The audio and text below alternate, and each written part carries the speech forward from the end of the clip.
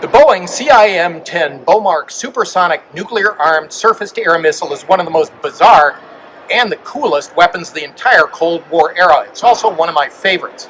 And because this huge, Mach-busting guided missile is built with exotic alloys that could still give off a low level of radiation, you're not going to find many BOMARCs on display anymore to the public. This BOMARC, a truly rare artifact I've been trying to see for a while, is here at the Cape Canaveral Space Force Museum in Florida. It really is a fascinating glimpse into the genius and also the insanity of the Cold War era.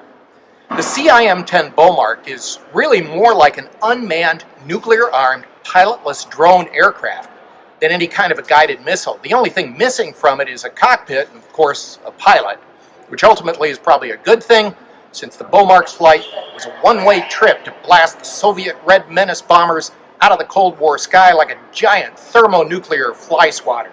It's one of the most sensational weapons of the entire Cold War. The BOMARC was developed in part by engineers at the University of Michigan in Ann Arbor. It used a liquid fuel rocket engine to boost it to Mach 2.2, and then a pair of exotic high-powered Marquardt ramjet engines would take over, hurtling the BOMARC on a one-way trip to atomic destiny. The BOMARC was armed with a 10-megaton W-40 nuclear fission warhead, and one BOMARC could theoretically take out an entire flight of Soviet bombers flying in formation. At least, that was the idea. But, of course, as time went by, the Russians were also pretty good at developing nightmare weapons in the Cold War, and as a result of that, about the time the CIM-10 BOMARC reached full operational capability, the Soviets had already begun transitioning away from using manned nuclear bombers as a first strike weapon of choice to a new series of even more terrifying gigantic intercontinental ballistic missiles, or ICBMs. These could attack the United States from space at over Mach 10 and shower American targets with multiple nuclear warheads.